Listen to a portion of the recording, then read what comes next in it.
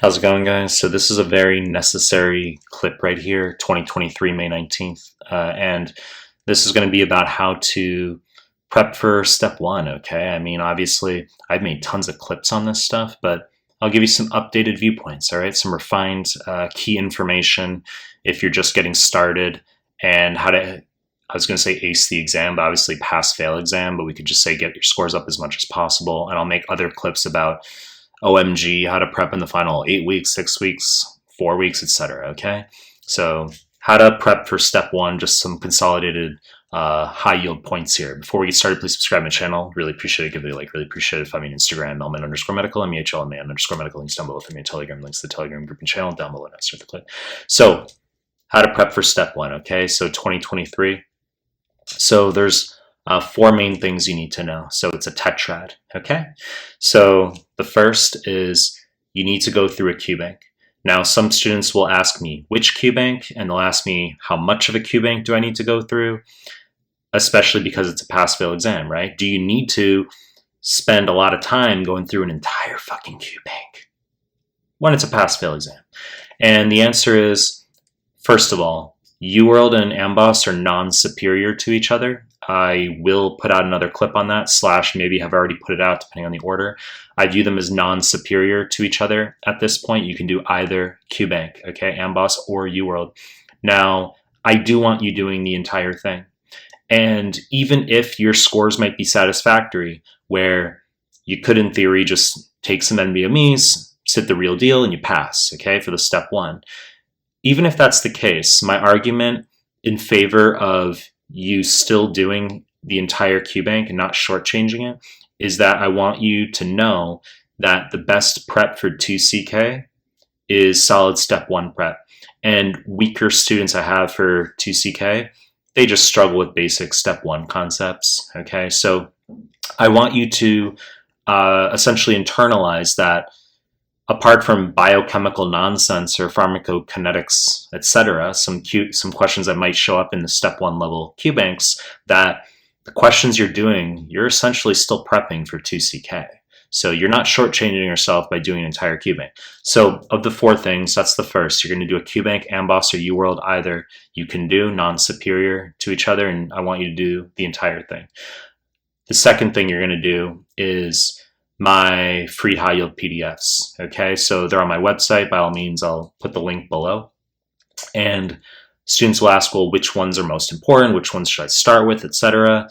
I have recently updated the cardio, pulmonary, renal, gastro. A lot of high yield path in there. Okay, very excellent PDFs for you to get jump started on your step one prep. And even if you're studying for 2CK, etc., a lot of good info in those PDFs, all right? Now, high yield arrows also pivotal, very important to pass step one. Highly specific, rules in, you passing step one. You know high yield arrows, you're gonna pass step one, okay? It's a difficult PDF, okay? But if you learn the contents of it, okay, you have a whiteboard, however you choose to go about it. But if you can do high yield arrows, you're highly ruled in for passing step one. Okay, so all my PDFs are good. Some students like the immuno, biochem, neuroanatomy. Those tend to be the ones perpetuated, okay, / parroted around. I noticed that. And it's because those are more lengthy, they're more comprehensive, those are difficult subjects to learn. And yes, do those PDFs, sure. But I'm telling you, don't shortchange, don't neglect the cardio, pulmonary, renal, gastro, and the high yield arrows PDFs. So those are two of the four so far. I said Qbank, you can choose Amboss or UWorld. Number two, you're going to do my free high yield PDFs, and you can do them throughout Qbank. Okay, you can do them after Qbank while you're in the NBMEs. Do the PDFs throughout your prep. Okay, that's what students will ask as far as when to do the PDFs, etc. Third thing you're going to do is my YouTube MCQ questions. Okay, so the MCQs. So I colloquially have referred to it as audio Qbank in the past because, holy shit, it used to be just audio. The first 200 or so, okay, are only on my website. But since around, I don't know, 200-ish, I started making YouTube clips, okay? So there's a few different ways to go through those questions. You can just follow the daily question like some people do, or you can go through the playlists. All right. So for example, let's say you watching this clip, you're like, I suck jack fucking shit at immuno. Okay, we'll go through the immuno MCQ playlist that I have. All right. And you can do the immuno PDF. And you're going through Qbank random mode. I like random tutor mode. Okay. So ideally not timed and ideally not subject specific when you're going through Qbank. And you're going to do 40 to 80 questions per day, depends on the student. I'll make other clips as far as how to go through UWorld, and by all means, I made plenty already. But let's say you're going through Qbank at random and you want subject specific remediation, or you're in class and you have like your cardio quiz in 2 weeks or something. Go through the cardio playlist on the YouTube. Okay. And I've had some students, what they like to do, especially if they feel like they know nothing, is they'll go through my entire playlist on the YouTube, let's say in biochem, and then after going through the playlist, then they'll do the PDF in e.g. biochem. So that sequence can also be pretty good. You do the questions first on the YouTube, then you do the PDF, and you can grasp the concepts in the PDF better.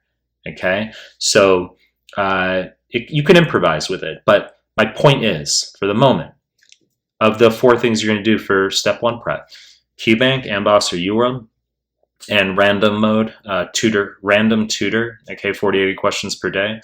You're going to do my PDFs. You're going to do my MCQs, my audio Qbank on the YouTube.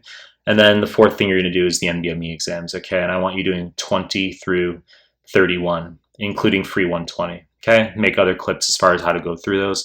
And by all means, I've put out other clips already, but in short, you're going to do 20 after you finish Qbank. You're not going to be doing NBMEs throughout Qbank. So after you finish Qbank, you're going to be doing NBMEs 20 through 24 offline, then free 120. Then you're going to do 25 through 31. Okay?